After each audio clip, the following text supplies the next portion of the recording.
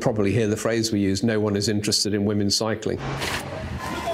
We had 350,000 spectators roadside last year, and that's a figure from the police. And looking at today, I mean...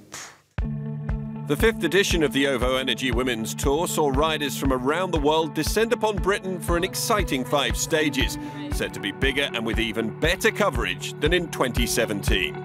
We wanted to get on terrestrial, free-to-air television in England. We didn't want to go on a pay channel, and we wanted to open the race and women's cycling to a totally new market. Typically, we believe the online fans are about 8,000 people a day.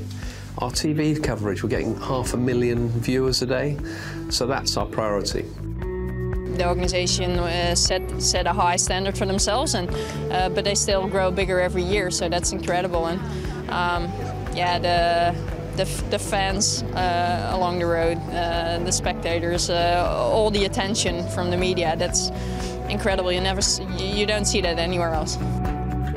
As well as huge crowds and plenty of media attention, another big story was equal pay. 2018 saw the announcement that financial rewards at the Women's Tour would be the same as at the Men's Tour of Britain. It's definitely one of the highlights of the women's calendar every season. It's setting the standard for all women's racing. It's really great to see. And then this year with the equal prize money is a really big deal. The UK really leads the way in terms of supporting the women on the road.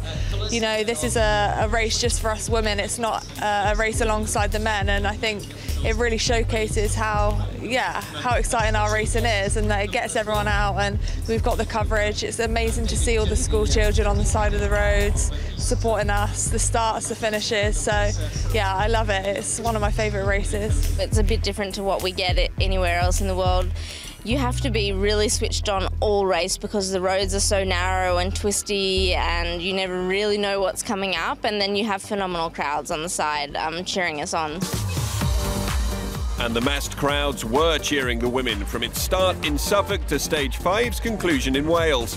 The attention the race attracts, however, cannot only be credited to media coverage and public enthusiasm. The riders and teams have also been making huge efforts to promote the sport.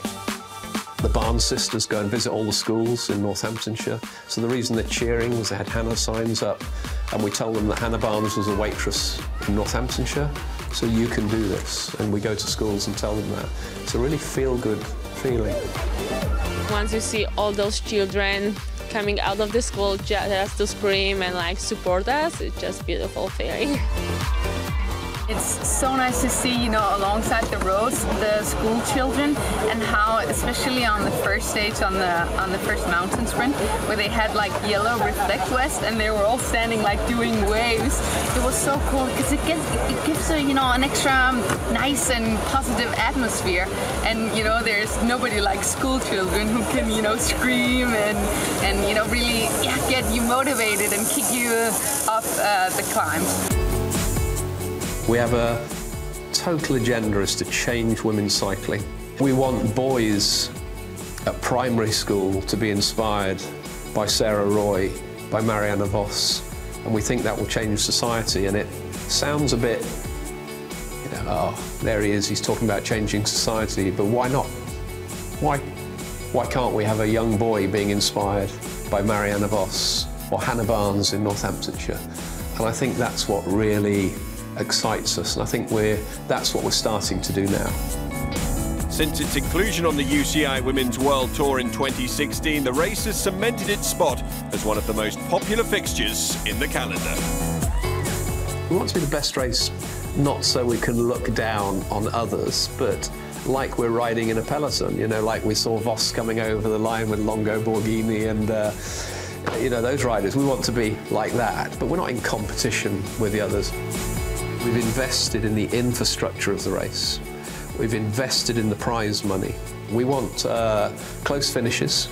We want to reach day 5 with TV viewers who want close finishes and they don't know who's going to win.